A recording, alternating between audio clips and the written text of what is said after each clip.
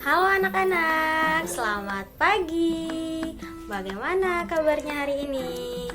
Ibu harap semuanya sehat selalu ya. Jangan lupa selalu jaga kesehatannya, keluar rumah memakai masker dan jaga jaraknya. Oke anak-anak, bertemu lagi dengan Ibu Mega di pembelajaran tematik pada hari Senin hari ini. Oke.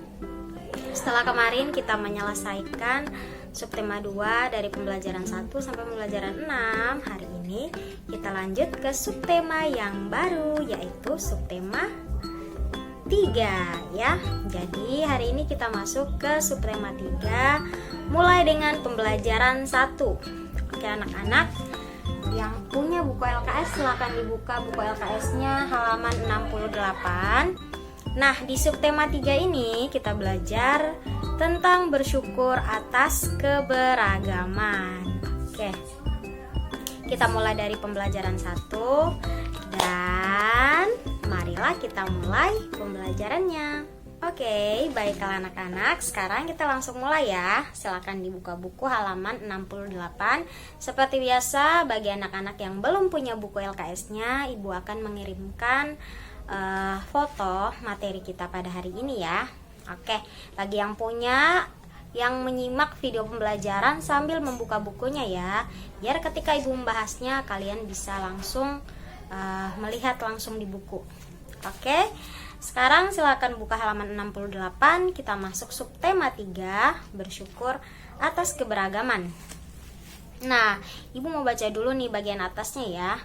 Indonesia memiliki beragam budaya yang sudah menjadi ciri khas bangsa Indonesia. Masyarakat Indonesia dikenal dengan masyarakat majemuk yang menyimpan keanekaragaman adat istiadat, agama, kepercayaan, bahasa, dan suku.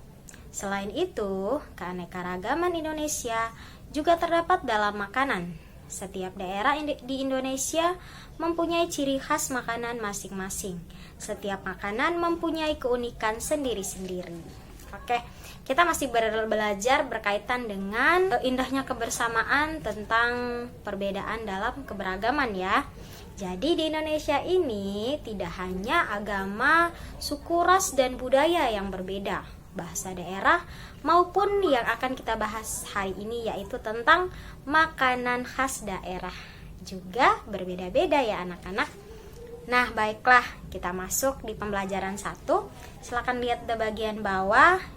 Untuk pembelajaran 1 pada hari ini kita akan belajar 3 muatan pelajaran ya. Yang pertama muatan pelajaran bahasa Indonesia, yang kedua tentang IPS, yang ketiga muatan pelajaran IPA. Jadi pembelajaran 1 ini kita belajar 3 muatan pelajaran sekaligus. Jadi silakan dengarkan baik-baik. Nah anak-anak, Ibu akan membacakan teks yang ada di sini. Judulnya adalah Coto Makassar. Kalau dengar Coto Makassar kayaknya enak tuh makanannya. Nah, supaya lebih tahu, marilah anak-anak menyimak bacaan dari Ibu ya. Ibu akan membacakan kepada anak-anak dan anak-anak silakan dengarkan baik-baik. Coto Makassar. Coto Makassar adalah hidangan berkuah yang berasal dari Makassar, Sulawesi Selatan.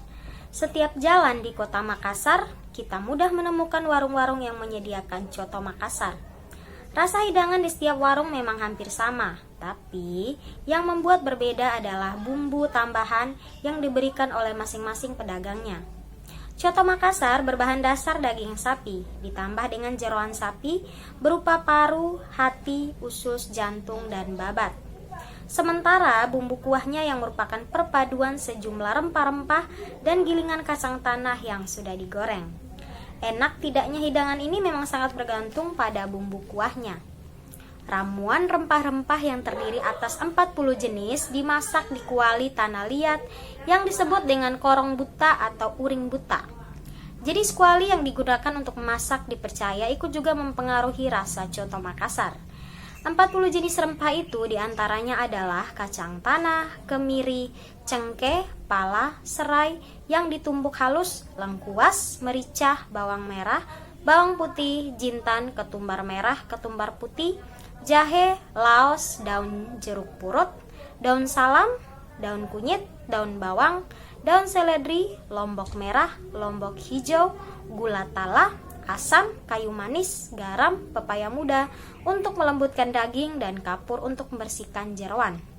Konon, rempah-rempah itu tidak hanya berguna untuk menentukan rasa coto Makassar, tetapi juga sebagai penawar kolesterol yang ada di jeroan.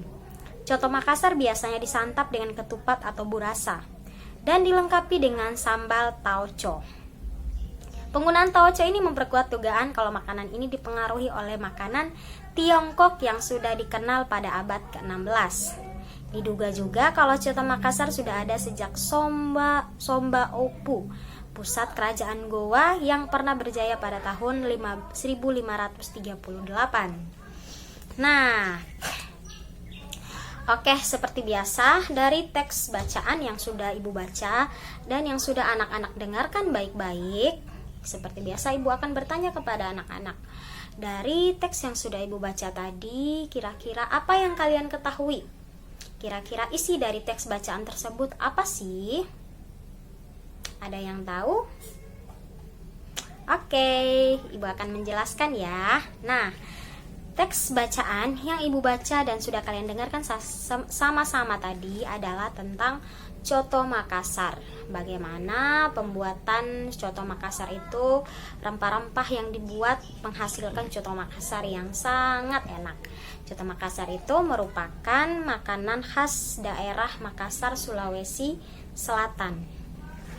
Nah, itu adalah salah satu makanan khas yang ada di Sulawesi Selatan ya. Yang terkenal itu adalah coto Makassar. Dan Ibu yakin anak-anak pasti ada yang sudah makan coto Makassar, karena di Kupang sini banyak ya warung-warung Makassar yang menyediakan coto Makassar. Jadi kalau ada yang penasaran gimana sih Ibu rasanya coto Makassar, nah bisa ya langsung ke warungnya. Ya, berkaitan dengan pelajaran kita bahasa Indonesia pada hari ini, kita akan mencari tahu bagaimana gagasan pokok dan gagasan pendukungnya.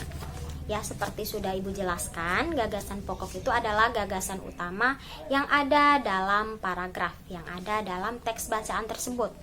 Ya, gagasan pokok itu adalah gagasan yang paling penting, yang paling utama yang ada di dalam paragraf. Sedangkan gagasan pendukung itu seperti yang kita ketahui, pendukung berarti dia sebagai pelengkapnya saja, ya, pelengkap dari gagasan utama tadi. Dari yang inti tadi, dia melengkapi menjadi sebuah paragraf yang panjang sehingga membentuk teks bacaan tadi. Kita akan sama-sama membahas dan kita akan sama-sama mencari tahu bagian mana yang merupakan gagasan pokok dan bagian mana yang merupakan gagasan pendukungnya. Oke, sekarang silakan dilihat baik-baik. Untuk gagasan pokoknya, sekali lagi, seperti kata Ibu tadi, gagasan pokok itu adalah gagasan utama yang terletak pada awal paragraf. Gagasan utama. Nah, kalau terletak pada awal paragraf, berarti gagasan pokoknya ini semuanya itu kita lihat dari setiap paragraf ya. Nah, di sini kalau kita lihat paragrafnya ada 4. Kalian bisa lihat ya nak, 1, 2, 3, 4. Jadi ada 4 paragraf. Masing-masing paragraf memiliki gagasan pokoknya, gagasan pentingnya yang ada di awal paragraf. Ingat kata-kata Ibu, gagasan pentingnya ada di awal paragraf. Awal paragraf berarti adalah kalimat pertama dari paragraf tersebut ya. Ingat ya, gagasan pokok itu adalah gagasan yang terletak pada awal paragraf atau juga kalimat pertama yang ada pada awal paragraf. Ibu akan baca ya satu persatu gagasan pokoknya. Silakan didengarkan baik-baik. Bagi yang benar berarti anak-anak sudah paham. Oke, yang pertama, di paragraf pertama itu gagasan pokoknya adalah coto Makassar adalah hidangan berkuah yang berasal dari Makassar, Sulawesi Selatan. Itu adalah gagasan pokok dari paragraf pertama. Yang kedua, gagasan pokok dari paragraf kedua. Kita lanjut. Gagasan pokok dari paragraf kedua adalah Coto Makassar berbahan dasar daging sapi, ditambah dengan jeroan sapi berupa paru, hati, usus, jantung, dan babat. Nah, itu adalah gagasan pokok yang ada di paragraf kedua. Selanjutnya, kita lihat di paragraf ketiga. Di paragraf ketiga, gagasan pokoknya adalah ramuan rempah-rempah yang terdiri atas 40 jenis dimasak di kuali tanah liat yang disebut dengan lorong buta atau uring buta.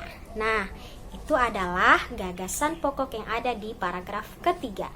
Sekarang kita lanjut ke paragraf keempat. Gagasan pokoknya adalah coto Makassar biasa disantap dengan ketupat atau burasa dan dilengkapi dengan sambal tauco.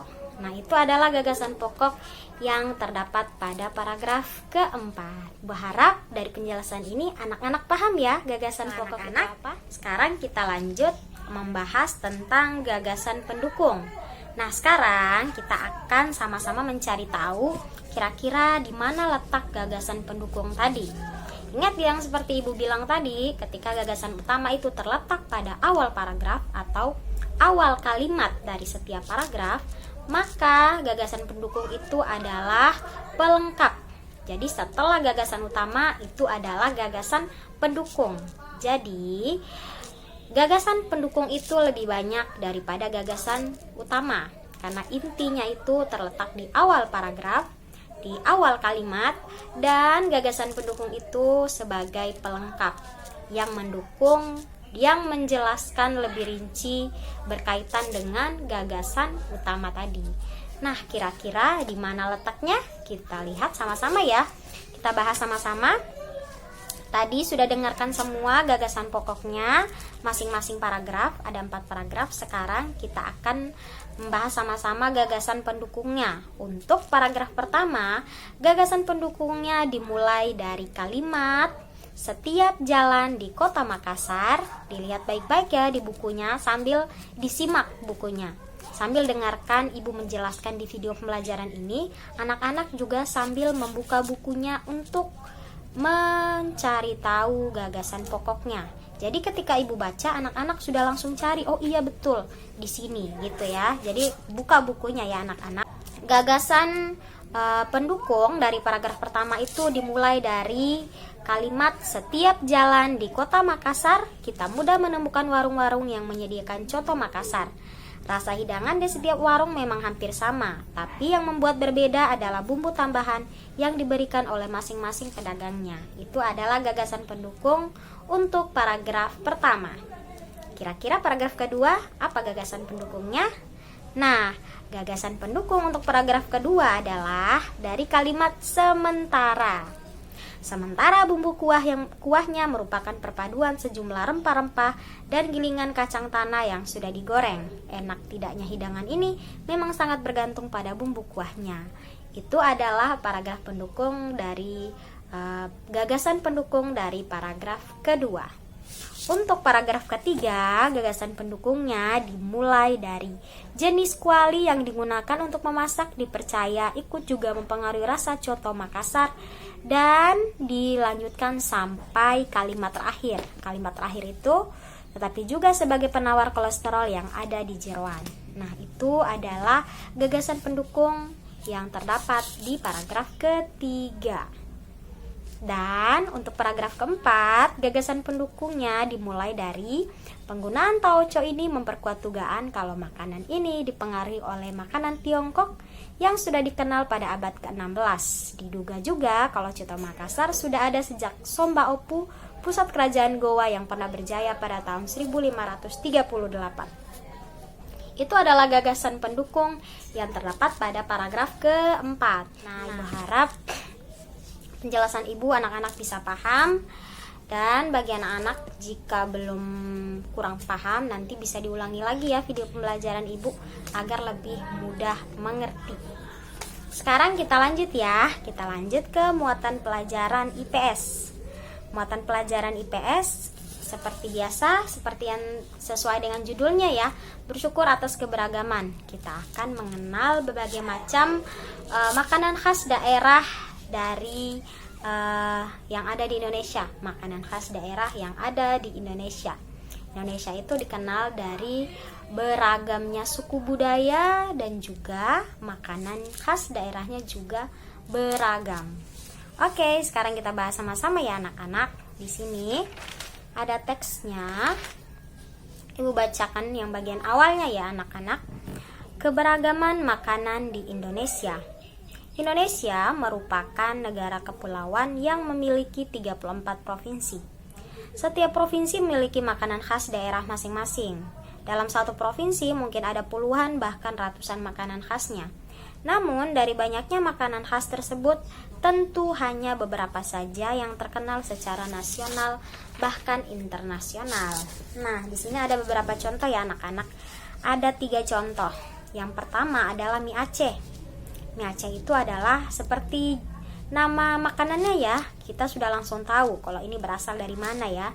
Mie Aceh berarti berasal dari Aceh ya, Provinsi Nangro Aceh dari Darussalam. Mie Aceh ini sangat terkenal, merupakan makanan yang terkenal di daerah Provinsi Nangro Aceh Darussalam ya. Makanan yang lebih terkenal seperti Sulawesi tadi terkenal dengan coto Makassarnya, kalau Aceh terkenal dengan mie Acehnya.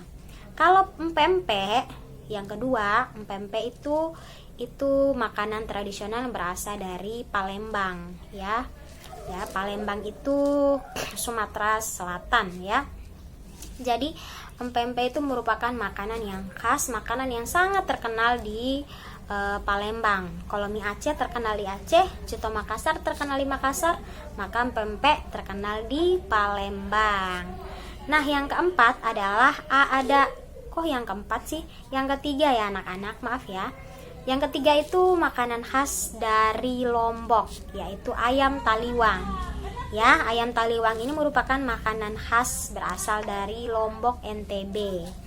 Nah, ini adalah 3 makanan khas yang berasal dari daerahnya masing-masing. Sebenarnya 4 ya, karena pertama kita sudah menjelaskan di teks yang berkaitan dengan coto Makassar ya.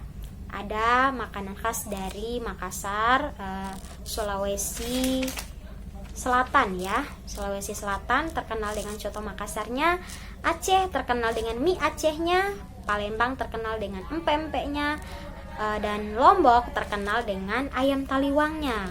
Nah, kira-kira makanan khas daerah NTT ini ada yang tahu anak-anak?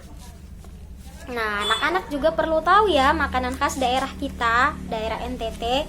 Kita harus tahu makanan khas kita ini apa yang menjadi ikon, yang menjadi daya tarik orang-orang luar, orang-orang dari daerah lain yang mengenal, yang ingin belajar ke NTT, mereka bisa tahu, oh makanan khas daerah NTT ini. Nah, untuk makanan khas daerah NTT itu juga bermacam ya, juga beragam. Apalagi NTT itu dikenal dengan provinsi yang banyak pulaunya ya. Jadi masing-masing pulau, masing-masing kabupaten juga memiliki makanan khasnya masing-masing. Contoh pada umumnya makanan khas NTT itu dikenal dengan jagung titi, jagung bose, terus apa lagi ya anak-anak.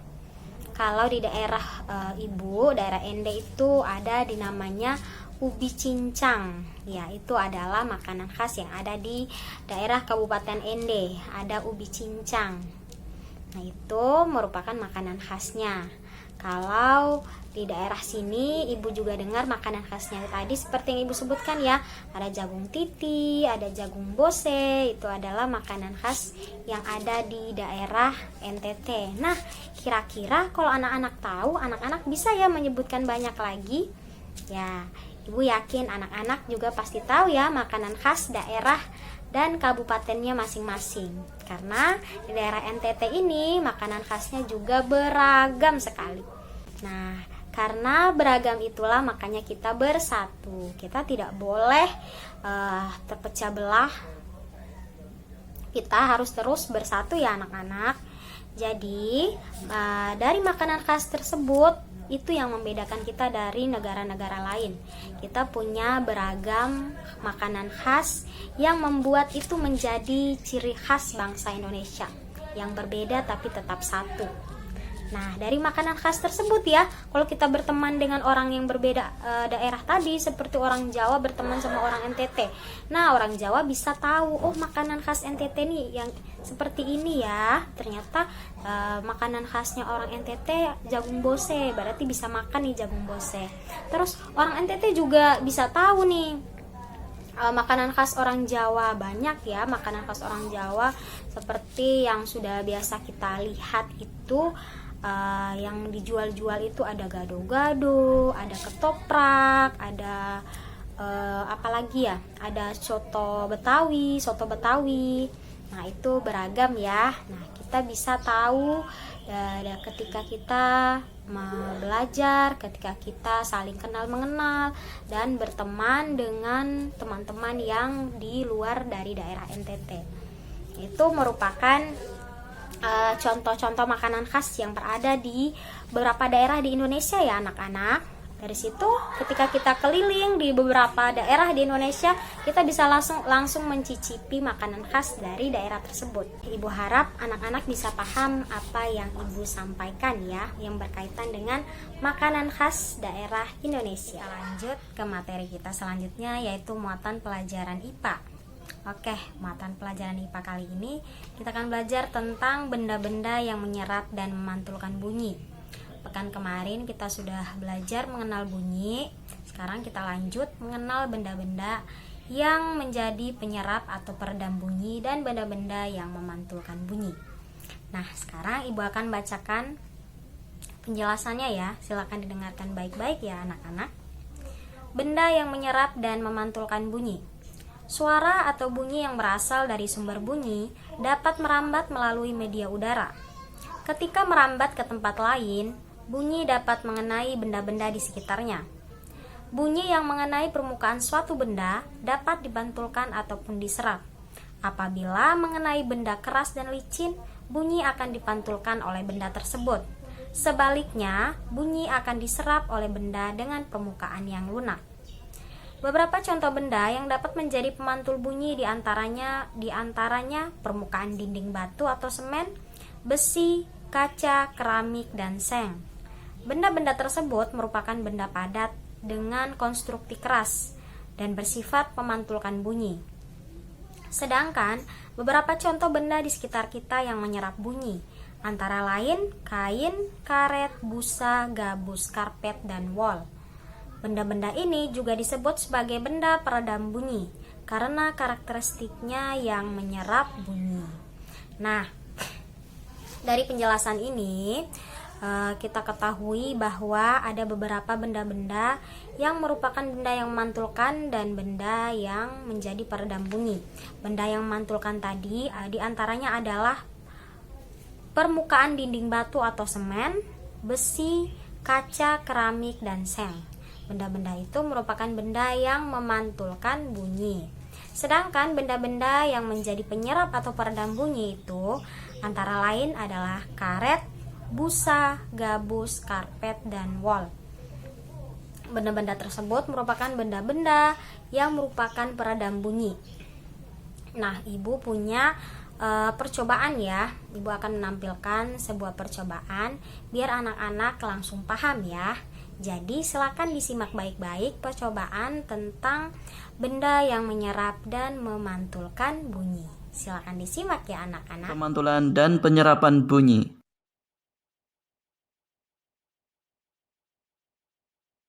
Tujuan percobaan membuktikan bahwa bunyi dipantulkan dan diserap atau bunyi mengalami pemantulan dan penyerapan. Perlengkapan 1. 2 tumpukan buku.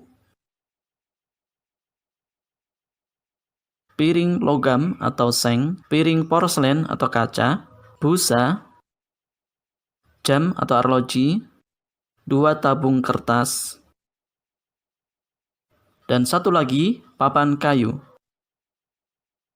Cara kerja percobaan.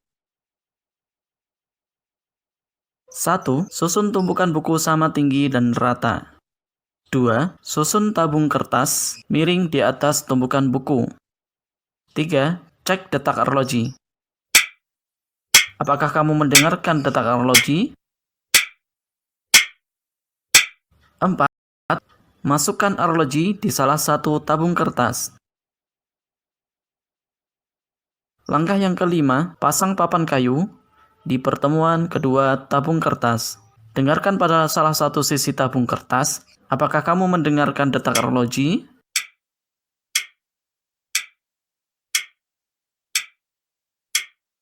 Langkah yang keenam, letakkan piring logam di pertemuan kedua tabung kertas. Dengarkan pada salah satu sisi kertas, apakah kamu mendengarkan detak arloji?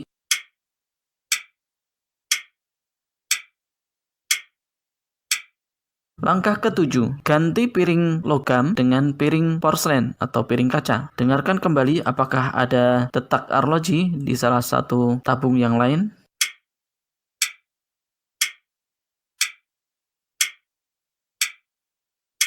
Ganti piring porselen dengan busa. Coba dengarkan lagi di salah satu ujung tabung. Apakah kamu mendengarkan detak arloji?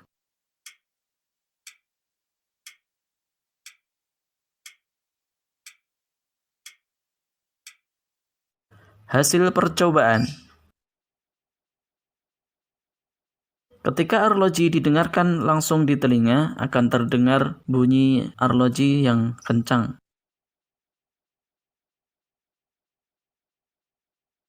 Bahan pertama, yaitu kayu, ketika didengarkan di salah satu ujung tabung kertas, ternyata detak jam masih terdengar keras.